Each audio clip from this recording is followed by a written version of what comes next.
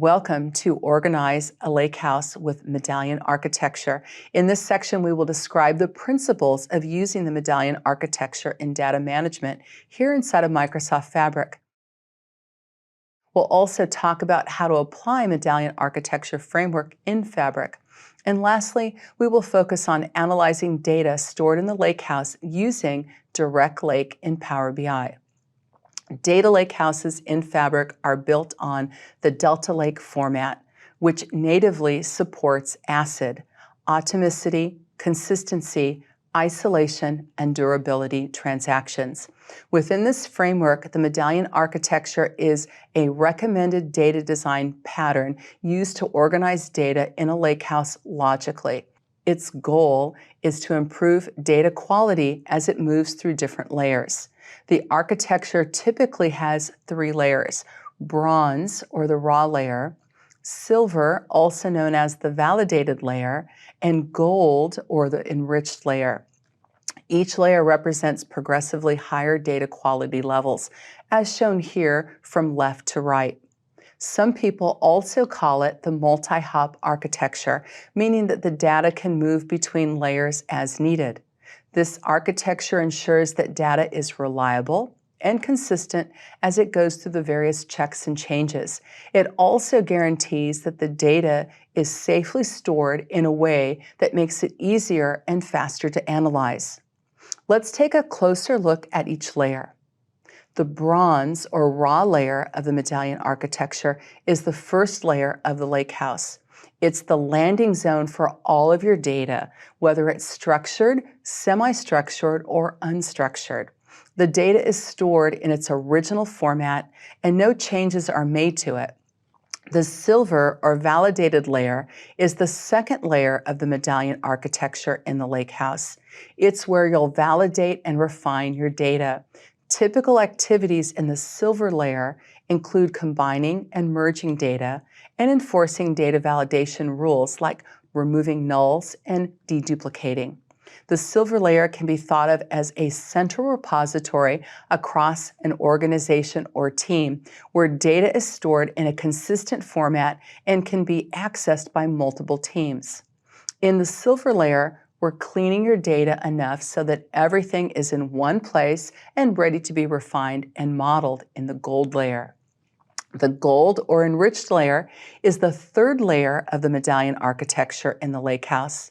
In the gold layer, data undergoes further refinement to align with specific business and analytic needs. This could involve aggregating data to a particular granularity, such as daily or hourly, or enriching it with external information. Once the data reaches the gold stage, it becomes ready for use by downstream teams, including analytics, data science, or machine learning operations. Moving data across Medallion layers refines, organizes, and prepares it for downstream data activities.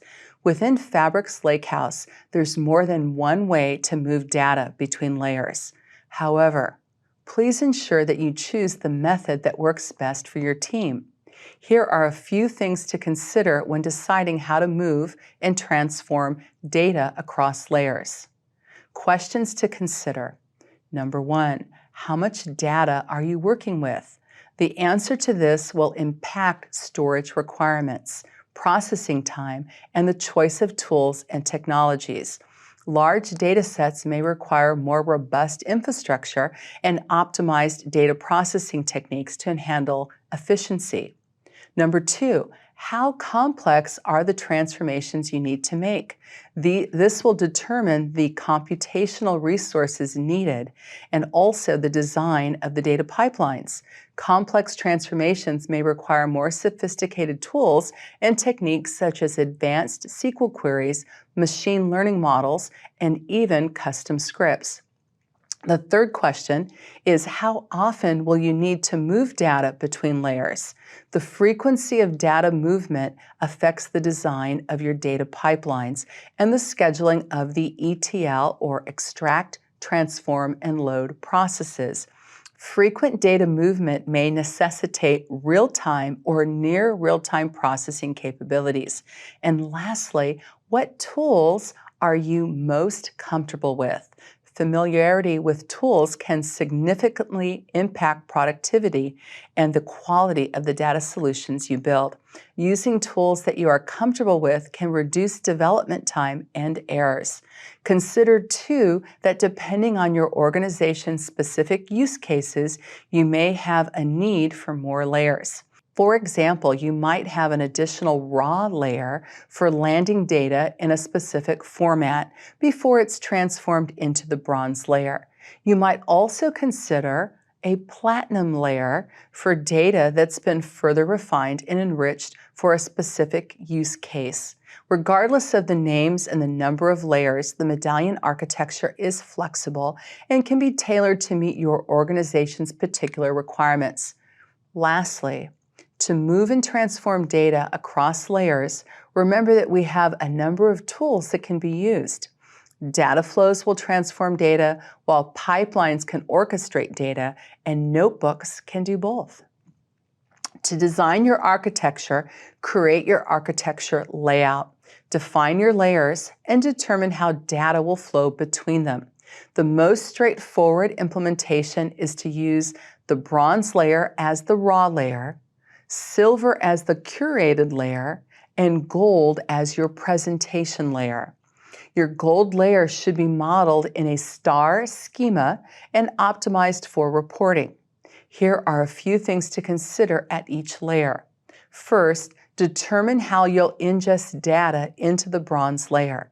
You can do this using pipelines, data flows, or notebooks. Next, you're going to want to choose between them will likely be based on the tool set that you are familiar with and how you want to handle either low or high volume of incoming data. Next, you'll want to determine how you'll transform data in your silver layer. You can do this by using data flows or notebooks. Now remember that Dataflow Gen 2 has 300 plus transformations with no code to low code experience needed, while using notebooks will require code and therefore may be ideal better for more complex transformations of big data. Transformations at the silver layer should be focused on data quality and consistency, not on data modeling. And number 3, you need to determine how you'll generate your gold layer or layers, what it will contain, how it will be used. The gold layer, remember, is where you model your data for reporting using a dimensional model. Here, you'll establish relationships, define measures, and incorporate any other elements that are essential for effective reporting. You can have multiple gold layers for different audiences or domains. For example, you might have a gold layer for your finance team and a separate gold layer for your sales team. You might also have a gold layer for your data scientists that is optimized for machine learning. Depending on your needs, you might also use a data warehouse as your gold layer. In Fabric, you can transform your data using data flows or notebooks and then load it into the gold delta table in the Lakehouse. You can then connect to that delta table using your SQL Analytics endpoint and use SQL to model your data for reporting. Alternatively, you can use Power BI to connect to the SQL Analytics endpoint of the gold layer and model your data there. Lastly, you need to determine how you'll enable downstream consumption of your data. You can do this using a workspace or item permissions or by connecting to the SQL Analytic endpoint. Tailoring your medallion layers to different needs allows you to optimize data processing and access for specific use cases. By customizing these layers, you can ensure that each layer's structure and organization align with the requirements of the different user groups and also help with improving performance and ease of use, and also data relevance for diverse stakeholders. Creating multiple golden layers, however, could be tailored for diverse audiences or domains that highlight the flexibility of your medallion architecture. So finance, sales, data science each have Each can have its own optimized gold layer, serving specific analytic requirements. Some applications, third-party tools, or systems require specific data formats. You can utilize your medallion architecture to generate cleansed and properly formatted data for them. Now that your medallion architecture is in place, data teams and the business can start using it to query and report on data. Fabric has several tools and technologies that enable you to query and report on data in your lakehouse, including our SQL Analytics endpoint and the Direct Lake mode in the Power BI semantic models. The team can use SQL to explore and query data in the gold layer. You can analyze data in the Delta tables at any layer of the medallion architecture using T-SQL language to save functions, generate views, and apply SQL security. You can also use the SQL Analytics endpoint to connect to your lakehouse from third-party tools and applications. The SQL Analytics endpoint in Fabric enables you to write queries, manage data, manage the model, query the data using that new visual query experience. In addition to using the SQL Analytics endpoint for data exploration, you can also create a Power BI semantic model in Direct Lake mode to query data in the lakehouse. When you create a lakehouse, Fabric also provisions an associated default semantic model. The default semantic model is a semantic model with metrics on top of lakehouse data. When a Power BI report displays a data element, it fetches it from the underlying semantic model, which in turn accesses a data lakehouse for data retrieval. To enhance efficiency, the default semantic model preloads frequently requested data into the cache and updates it as necessary. This approach is called Direct Lake mode, and it truly gives you the best of both worlds, the performance of a semantic model and the freshness of the lakehouse data. Secure your lakehouse by ensuring that only authorized users can access data. In Fabric, you can do this by setting permissions at the workspace or item level. Workspace permissions control access to all items within the workspace. Item level permissions control access to specific items within a workspace and could be used when you're collaborating with colleagues who aren't in the same workspace, or if they only need access to a single specific item. You can strategically store different layers of your lakehouse in separate workspaces for improved security and efficiency for capacity management. This approach not only enhances security, but also optimizes cost effectiveness. Here are some additional considerations. Number one, security and access considerations need to be defined by who needs access to each layer, ensuring only authorized personnel can interact with the sensitive data. Number two, for the gold layer, access control, consider restricting access to the gold layer for read-only purposes, emphasizing the importance of minimal permissions. For silver layer utilization, decide whether users will be allowed to build upon the silver layer, balancing flexibility and security. And lastly, for the bronze layer, access control, consider restricting access to the bronze layer for read-only purposes, emphasizing the importance of minimal permissions. Sharing of Fabric content should be discussed with your organization's security team to ensure that it aligns with your organization's security policies. Now let's organize your Fabric Lakehouse using a medallion architecture. Are you ready for lab number 6? This is create a medallion architecture in Microsoft Fabric Lakehouse.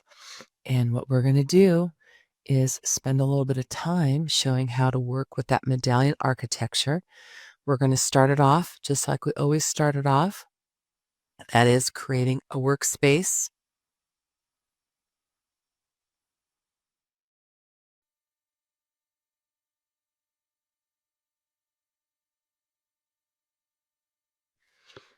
And we're going to make certain too that it is with the fabric capacity or the fabric trial. Now, once we get into this, we're going to be doing a little bit of data modeling towards the end. So what I'd like to do is I'm going to go ahead and check the setting now to make certain that we have that available. And you can see that I have it turned on. Users can edit data models in the Power BI service, and that's in our little preview here. So we'll see that a little later on. We just want to make certain that's turned on. We also need to, of course, make our lakehouse. And we're going to call our lakehouse sales. So we'll go ahead and create that. And then we have to make certain we have some downloaded files. So there should be a number of files available here, 3 files, 2019, 2020, and 21 CSV files are available under orders.zip, and you can download that to play along here. I'm also going to upload those files here to start too, but I'm going to start off by making a subfolder for our medallion architecture. We're going to call it bronze. So this is where our raw data is going to go. And then I'm going to upload some of that raw data. And that is from our zipped file. So I'll pull those items in here and open those. And let me upload those. So that just takes a moment. And then we see that our bronze files are right here. And we've seen these CSV files before, comma separated value files. So we have those. And then what we're going to note here too is we're going to start working with creating our silver tier. Then we'll move into our gold tier, and then we'll work into some modeling at the very end here. And there's a lot of code, but a lot of this code is available in our GitHub. So we'll make that address available to you. So we have a bronze tier. We're going to work on the silver tier.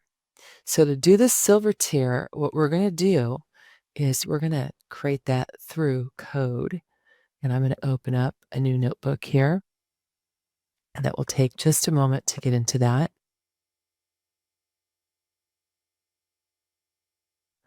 And I'm going to go ahead and give it a name also. And I will call this notebook Transform Data to Silver. So we'll have a new name for that notebook there. And then what we're going to do is start looking at some of the code that we can use to make this silver tier. And let me go ahead and refresh these two, just make certain that they're up and running there. I'm going to add in a new code cell, and I'm going to go ahead and paste in the syntax here for us to create a schema for our table. And what we're going to do is we're essentially going to load the files from off of files in bronze, the ones that I just added, the 3 CSV files for 2019, 2020, and 2021. And we're going to add those into our data frame using that schema that we've created up top there with those fields, sales order number, sales order line number, order date, customer name, and the rest. And then we're just looking at the first 10 records to see that it got into the data frame. So we're taking data from those CSV files and loading it into a data frame. That's our first step here. Then what we're going to do is we're going to clean up some of that data. So we have some more syntax here that we can use to make that happen. And what we want to be able to do is we want to add to that data frame a few columns. One where we can track the source file name, very important to be able to do that. And then we also want to add another field where we have is flagged. And so that will help us to determine what's going on with the order if it's been flagged. And then we will see too, we're going to add 2 additional fields to hold the created and modified timestamps. So we're trying to keep track of changes with this. And then we're also going to update the customer name field. So where it's null or empty, to mark it as unknown. So when you create your tables, and we're going to make a table out of it in a moment here, we're trying to do a little bit of, scrubbing it up, a little bit of getting it ready. And we can do that through a notebook, as you're seeing here. Now what we're going to do is take what we have in our data frame, and we're going to put this into a table. So we're going to create a delta table, and that will take just a moment to run there.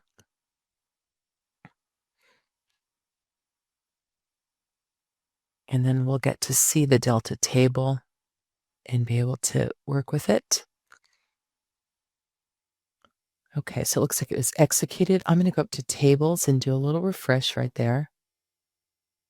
And then I'm going to expand it, and there you got it. There's our sales silver table right there. And if we expand this out, you can see the fields that were added based on the syntax from our script there. And now what we want to do is, since that table is created, we want to go in and add records to it. And this is very common, taking information from bronze and uploading it into silver. And then, of course, taking it from silver and putting it into bronze. But when we do the upsert, we have to make certain that we are handling it correctly. So if a record is already there and it matches, matches what we're trying to import, we're going to do an update. And if it doesn't match, it's going to be inserted. So we're trying to determine what records to add and what record not to add based on whether the record is currently there or not, and looking at changes to it. And we're going to do this a couple different times as we move forward with each of the tables that we create. So we have our one sales silver, and then we're going to make some gold tables in a moment here. And we're going to kind of do the same process where we work with the data frame, and then we are going to modify, kind of transform it before we add records to it based on our upsert command here. And what's currently in the table, what needs to be changed, what needs to be added, that determination will happen. So it looks like it was added. So we should have some records now in our silver table, our sales silver table there. So we can go look at that. And how we're going to look at it, we can look at it a couple different ways. But one way we're going to do it is we're going to go back to the Lakehouse for a moment to take a look at it. And you can see it right here. I'm just going to refresh this so that you can find it. I'm going to expand. There it is right there. Tables, and we'll see a sales silver, and it may take a little bit for it to load. So we'll take a look at it here. This is one way to do it. Another way to do it, of course, is we could take this into our SQL query editor. But this looks pretty good. There's that flagged field. There's the created timestamp, the modified timestamp that we added. And then we went in and we made certain that the customer name, that there were no nulls. And if there were any nulls, where we changed it to, or if it was empty, we changed it to unknown. So you can see a little bit of it here. But what we'll also do is we'll take this into another view here, which is our SQL Analytics endpoint. And we'll query for it. It's a normal table. It's a delta table, so it can work with changes. And what we'll do is we'll do a little SQL query against it here. And let me go ahead and run this query. And there you can see a little bit of detail. Notice it's pulling in from each of the years. So these files, remember, were originally, we downloaded them from GitHub. We ingested them into our bronze tier. And then from there, we moved them into our silver tier after we made modifications to it. So we did some transformation of it, adding additional fields, correcting some of the nulls. And now we're just kind of testing it to make certain that we're getting data from each and every year.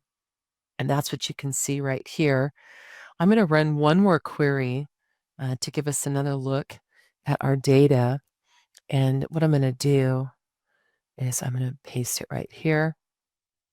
And then I'm going to select just this to run just that portion. And this will give us the top customer names by quantity, as you can tell right there. Okay, so hopefully this is giving us a good look at our data here. A lot of ways to look at it. You can look at it here through the SQL endpoint. You can also look at it inside the data warehouse. I'm sorry, inside the Lakehouse. This is acting like a data warehouse here, but you can look at it in the Lakehouse. Okay, so now what I'm going to do, we have our silver tier. So we ingested from the bronze tier, put it into the silver tier, and we've analyzed it to make certain that it's there. Now what we're going to do is we're going to actually create a gold tier. And how we're going to do that is I'm going to create a new, I'm going to stop the old session from our notebook. I'm going to create a new notebook. So I'm going to stop the old one. And this is kind of important depending on your SKU, how many sessions you can host. So what I'm going to do is go back to here, and I'm going to go into my Lakehouse, and I'm going to create a new notebook. And this notebook is going to be where we're going to create our gold layer. So we need to make certain we get connected to the Lakehouse, and all of that works out well. I'm going to refresh that real quick just to make certain that it's picking it up. We can see our silver, sales silver, our bronze. Okay, so this notebook, I'm going to change its name, and we're going to call this one Transform Data to Gold. Now, do I have to make a separate notebook in order to do this? No. I'm trying to show a little bit more about how you can, go from notebook to notebook and show you that that's possible. But I did end the session with that first notebook, so that makes it a lot easier to work with it. So I have my new notebook, and this is where we're going to be working with our gold layer. And what we want to do here is we're going to take the information, the data from our sales silver table. And what we're going to do is we are going to load that into the data frame. So we're going to use that as our starting point. So we go from bronze into silver, and then we use silver to go into gold. And that's where we're at right now. So I'm going to go a little further in, and we'll let this run for a moment. Now it's having to start the Spark session all over because I turned it off from the last session. So it's going to take it a moment, and then it's going to, create that data frame with the information from the sales silver table there. Then what I'm going to do is I'm going to go ahead and create here, define our dim date gold table. So we're going to make a dim date table. It's going to be part of our gold tier. You can see also it's going to be a delta table, and you can see some of the fields here that we're going to add to it. So we're going to have a number of fields: order date, day, month, year, and then we have a couple of interesting fields there where we have the three letters for the month and 4 digits for the year, and the other one 4 digits for the year and 2 digits for the month.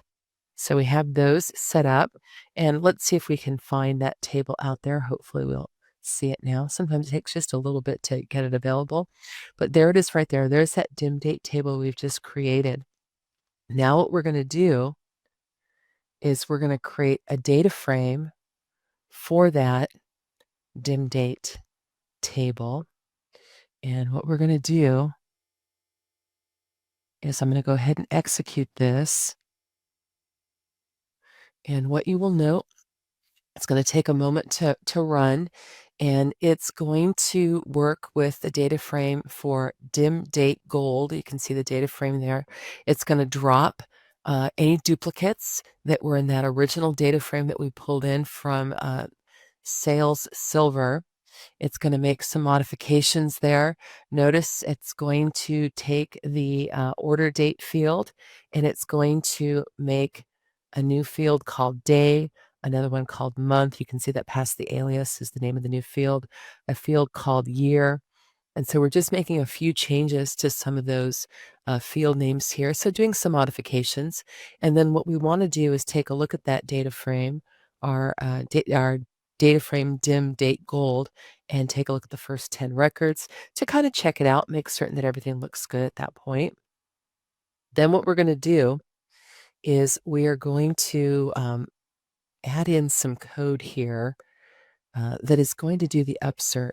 So we did an upsert back with the last section with the silver, creating our silver sales silver table. And we're going to do the same thing here for our gold table so that we can get some records added to it. And we're pulling essentially in from our silver table, our sales silver. But we're not pulling all of it in. We're only pulling in the portion from the date. So this will take a minute to run there, but note here, this is what we're pulling in. So this is the information from our sales silver table that we've pulled in for the date. And then here is us actually adding it into the table. So if we wanted to go see our dim date gold right now, we could do that. I'm going to go back to the lake house for a moment, and I'm going to see if we can see dim date gold here. And then it takes a moment to actually show it, but let's see if we can have it pulled in right here. So I'm going to go ahead and choose that dim date gold and see if it's been pulled over from the data frame. Now it may take it a moment here, and I might be coming at it too soon. It does take a little bit to load it, so we can test this a couple times here. Patience is a virtue right now, but let me run it one more time and see if we can get it to come across. Okay, so we'll let it cook for a little bit. We'll come back and look at that, but it should come in here. It just takes a little bit to run, so I think it's still processing in a bit. So we'll come back to that. Let's go back to our notebook here, and we have more to work with here. We're going to create, besides our dim gold, dim date table, we're also going to make a dim customer table. So we're going to add that in.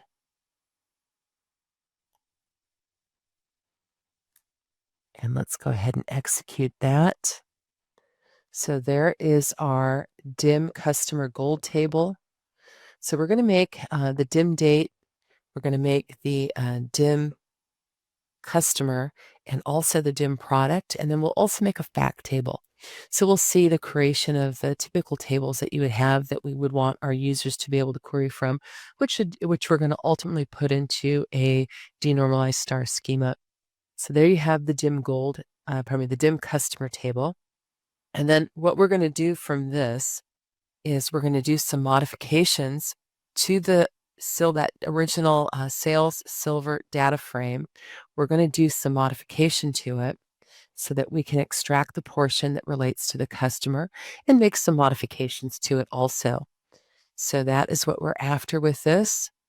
Let me go ahead and execute that, make those changes there. And then you can see a little bit we're removing duplicates in the customer name there, and also in the email, we're removing some duplicates there.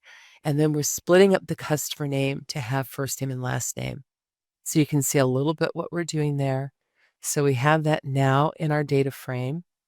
And then what we're going to do is we're going to do a few more changes to it. Because what we're going to need in order to work with this, to have a relationship with our fact table, is we're going to need a primary key in that dimension table. So part of the syntax that we have right here is to do a few more modifications. Notice it says monotonically increase ID. That means auto number. And we created here a customer ID field, as you can see there. And then we want to see a little bit of information from this, as you can tell. So we've modified it a bit to have some customer IDs in there. So we have that. And then what we're going to do is we're going to do our upsert again. And the upsert is a good option here to load from our data frame the customer information. So we got it from sales silver. We created a data frame, a customer data frame off that. And now what we're trying to do is load that into sales, into our dim customer option, dim customer table. Okay, so that looks like it succeeded. So that looks good. I'm going to go out to our lake house and let's see if we can see some records there in gold. And we might be able to see those now. There we go. So it just takes a little bit of time there. We could refresh this and see if we can see our other table we just made. There's the dim customer. And it may take a little bit for this to load. And it loaded pretty fast. So the other one took a little bit to load. This one loaded fairly fast. But you can see that those tables are populated. So that's hopefully helpful right there.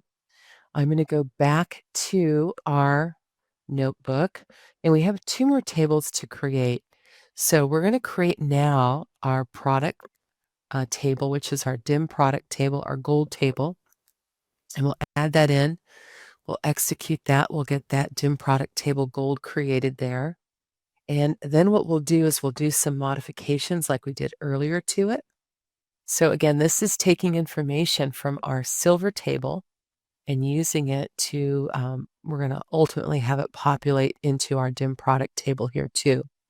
So let me refresh that so you can see that table in the list. And there is our dim product gold table. I'm going to go ahead and add this, and this is going to create the product silver data frame. So what we're trying to do again is we've extracted information from that sales silver into a data frame, and then we're taking portions of that data frame to make the dim customer, the dim date, the dim product, and eventually our fact table. So this portion is it's pulling in the silver information related to our product table. It's removing duplicates. It's also taking that item name and splitting it. So there's a few modifications that it's doing, as you can see. Same thing with the item info, kind of splitting that up. Okay, so now that we have our information pulled in from our data frame, our silver data frame there, what we're going to do now is, again, what we did a little earlier, and that is we're going to have to create a primary key of sorts.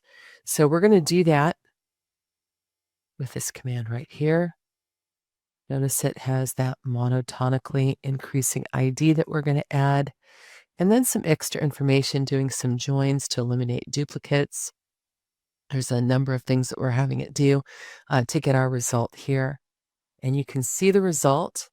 We have item, item name, item info, and there's that item ID field that we added in order to keep track of each item individually. And then we did some modifications with joins. Okay, so we've set this up. Now we're going to upsert it and add our data into it now.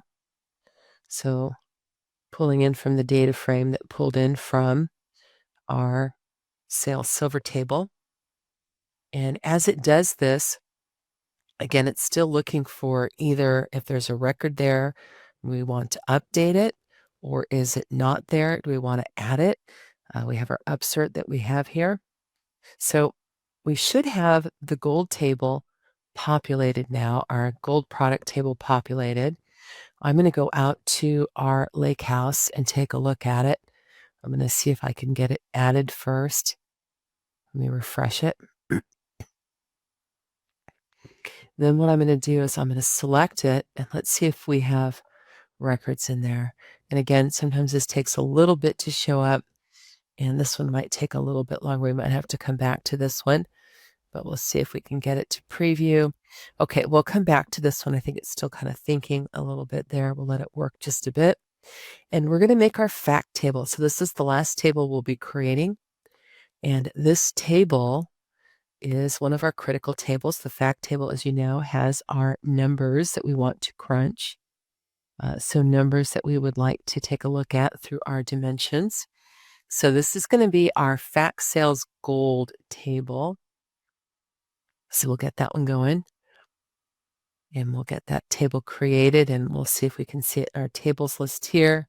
So we'll refresh that, and there you have it. We have our fact sales gold right there.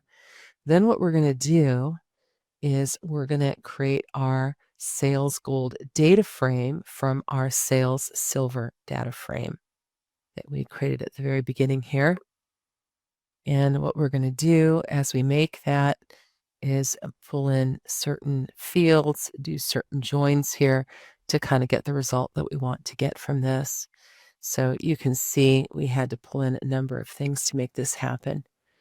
So this is combining sales data with customer data and product information.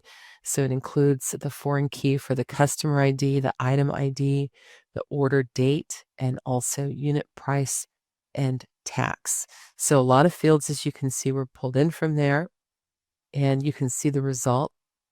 And it's giving you a little sample of it, the first 10 records of that. And then what we want to do is we want to add records to it. So we're going to do a little upsert right here. And let's see if we can add that in right here. And let me make certain. Yeah. Okay. So let me add this in. And this will take a moment to do the upsert. And once this is done, we should hopefully see a fully populated fact sales gold table. I'm going to go back to the Lakehouse for a moment. Remember, I could have gone into the option through the Lakehouse to query it. I could have come in here too. I could go in here too, as we saw a little earlier. But I'm going to look at it from here. I'm going to look at product gold first and see if it's refreshed. We'll add that one in, see if it's there. Hopefully we have data. That looks good. And then we added another table, and that table is our fact table. And we're going to see if that one is currently refreshed or not. So let's do that one. And this might take, it's right away. This is awesome. Okay, so we've created 3 dimension tables and 1 fact table. And this is essentially what you want to have at the gold tier. At the gold tier, I want to make it so that we have, the ability to query it. And so to do that, we're going to create a semantic model. We're going to bring this full circle. So think about the process here. We ingested into the bronze tier from our 3 CSV files. We then put that into the silver tier by massaging it, turning it into a table, a delta table here called sales silver. And then we use that to create our gold tables, the dim customer, the dim date, the dim product, the fact sales table. We initially started that with silver, and then we did more transformations because it's our gold tier. Now, we eventually want to report on this. So what we can do is we can create a semantic model. And I'm going to do it from right here. So I'm going to click on New Semantic Model. I'm going to give my semantic model a name. And I'm going to simply just call this Sales Gold. So once I make this model, others can use it. So where are my gold tables? I'm going to drill down a little bit here, and you can see I'm going to check off the ones that I would like included in that semantic model there so that we could have people query from it. And we'll submit that, and it's going to show us the model. Now, once the model comes up, what's going to happen is we're going to have to create relationships. So I will do that and show you how to make relationships with this. But the model takes just a little bit of time to create. Remember, we turned this setting on at the very beginning. It was the workplace settings, Power BI, general, and we turned on the option to do data modeling. So normally what you would do to get the best performance from Power BI in your reporting here in Fabric. So we've created this sales gold model, and we're going to create relationships between the fact table and the dimension tables. You may recall that we're looking for that star schema, denormalized star schema, as the source for our reports. So we can do some modeling here, grabbing the primary key from the dim product gold table and dragging it down to the item ID in the fact sales gold table, getting connected here from the dimensions, primary key to the fact tables, foreign key, so one-to-many relationship is being picked up correctly. We can also go in and create relationships between our other tables too. So here is our dim date gold and a relationship with it, fact sales gold, one-to-many relationship there. And then the relationship between dim customer and our customer ID foreign key in the fact table, also a one-to-many. So once we've created these relationships between our tables, we can then use it to run a report. So what I'm going to do is I'm going to go into our workspace. I'm going to find our sales gold model, and I'm going to say I'd like to use this to create a report. That should take me directly into Power BI. And once I'm in Power BI, notice I have the tables to work with right here, and I can use them to create a visualization. So maybe I want to see quantity, and I want to see it maybe by year. Maybe also I want to look at it by item name. I could add that information in also. And then maybe I want to see it by customer name also. So I might add a few too many things to this chart, but you get the idea here that you can use it instantly. So we have a number of options. This stack bar might work out really well. And you can see that broken out there. Okay, so this is giving you a little look at how to make our medallion architecture. We went from bronze to silver to gold, and then ultimately when we have gold, we want to model our tables into that star schema, and then use, in our case here, Power BI, using that model as our source to do reporting. Thank you so much, and I'll see you in the next section. Now it's time for our knowledge check. Question 1. Which of the following sets of layers are typically associated with medallion architecture for data management? Answer: bronze, silver, and gold. Question 2. Which tool is best suited for data transformation in Fabric while dealing with large-scale data that will continue to grow? Answer: notebooks. And question 3, what is the benefit of storing different layers of your lakehouse in separate workspaces?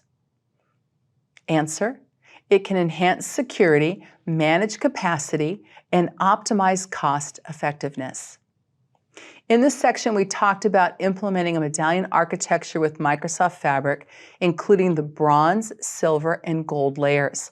Also, we talked about querying and reporting on lakehouse data using SQL. And lastly, we focused on securing the medallion layers with specific recommendations on how to secure each layer. For more information on how to organize a Fabric Lakehouse using medallion architecture design, please see the link shown here.